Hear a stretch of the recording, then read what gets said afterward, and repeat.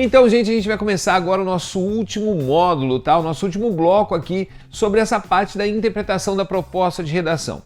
Os cuidados que nós precisamos ter, eu já falei para vocês, o cuidado com interpretar a proposta, qual é o assunto, qual é o tema, o gênero textual, ou seja, o texto dissertativo, o que eu preciso fazer.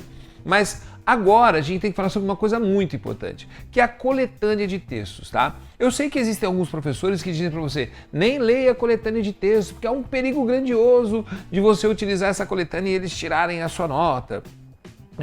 Outros falam, não, usa a coletânea porque ninguém lê porcaria nenhuma mesmo. Cara, a gente está falando, volta a dizer, uma coisa muito séria, que é você adentrar na universidade. Então, quais são os cuidados que a gente precisa ter em relação à coletânea de textos? Vamos acompanhar aqui nos slides, vamos lá, por favor. O que é uma coletânea de textos? A coletânea de textos é uma reunião de textos e imagens que serve, guarda aí, como estímulo à produção. Essa palavra estímulo é muito importante, porque é o seguinte, quando a gente está falando sobre estímulo, a gente está falando o seguinte, o cara vai te dar o texto e você vai utilizar a partir dele, tá? Ou seja, a partir dele você vai fazer algumas reflexões. Ele pode servir como base para uma formação de sua tese. Lembra que eu mostrei a garrafinha para você? Você só consegue ter uma tese se você tiver informação, tá? E essa informação pode ser uma informação dada pela coletânea.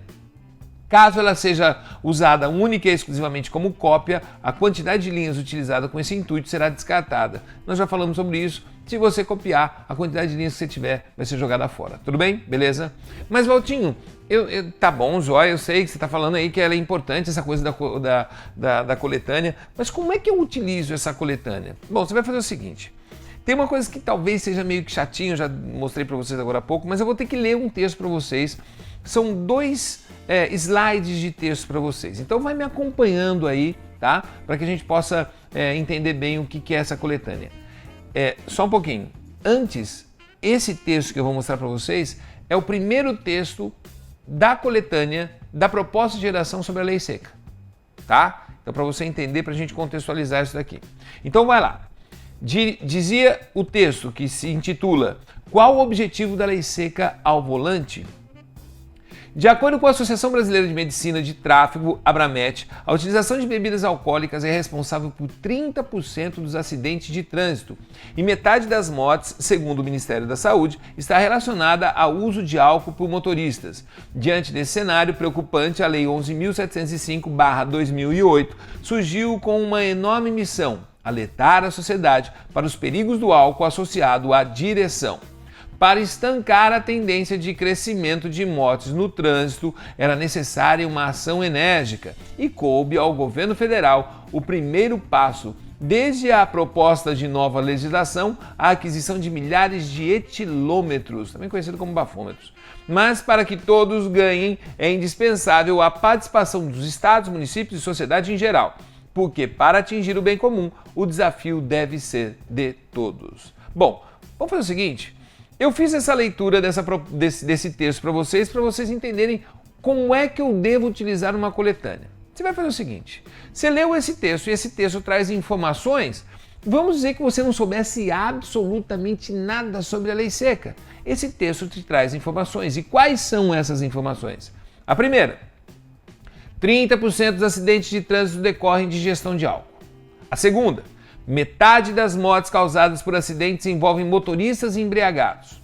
A terceira, o governo federal tomou uma medida drástica. E a quarta, a população deve participar. Presta atenção. Eu tenho aí 4 informações. Eu vou olhar para essa informação e se é um texto dissertativo, eu vou fazer um julgamento. Analisando essas informações, eu devo chegar a uma conclusão. Qual é a conclusão que eu chego disso tudo? De que nada adianta o investimento do governo sem a participação efetiva da população. Esse é meu ponto de vista. Notem que esse ponto de vista não veio das informações da minha cabeça. Eu peguei as informações da coletânea e lancei o meu olhar sobre isso. Agora presta atenção, olha que interessante. O meu ponto de vista veio da coletânea, mas eu não copiei a coletânea. Consegue entender?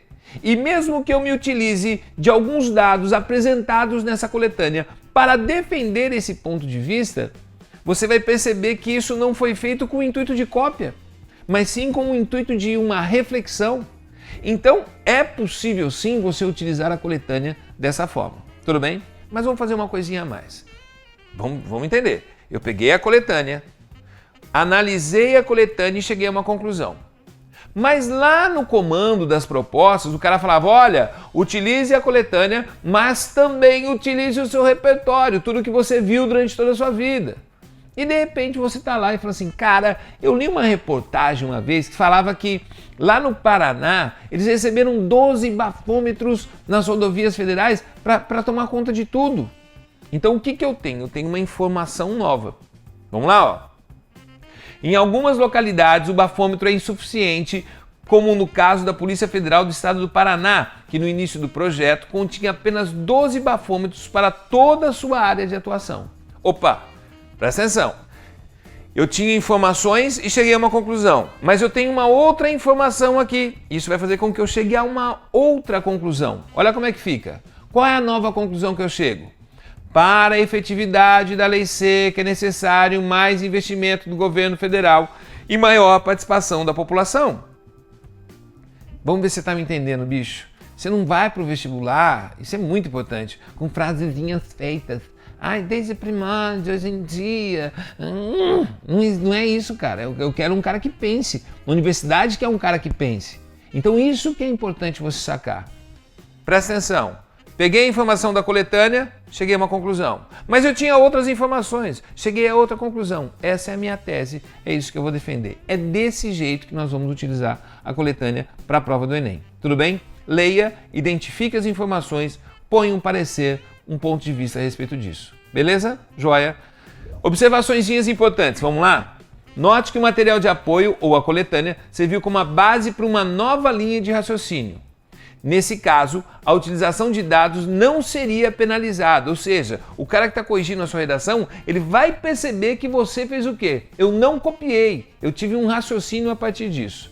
Procure sempre usar algo que esteja além dessa proposta que era só da coletânea. Conseguiram entender ou não? Bem, a gente encerra agora uma primeira parte, cara. Nós tivemos aí 5 vídeos muito importantes, mas que vão dar a base para que a gente consiga continuar aprendendo para conseguir fazer uma redação legal na prova do Enem, né? A gente quer chegar a 1000 pontos, então vamos ter cuidado com essa interpretação da proposta de redação, tá? Vamos tomar cuidado com o assunto, com o tema, com o gênero textual, como eu vou utilizar a coletânea. Essas precauções fazem com que sua nota possa se elevar muito na hora do exame nacional do Enem. Tudo bem? Beleza? Rapaziada, a gente encerra agora essa parte, tá? A parte de interpretação acabou. Agora a gente vai começar a trabalhar uma outra parte importante, que é como é que eu penso o Enem? Tem jeito de eu pensar o Enem? Pô, o Enem eu tenho 1h30, Valtinho, 1 hora para fazer a prova. Não tem uma maneira mais ágil para eu pensar essa prova? Tem sim. A gente vai começar a ver aí num outro grupo de aulas, que vão ser as aulas que nós vamos trabalhar o pensar a redação do Enem. Falou? Continua com a gente, gente. Isso aí. Um abraço.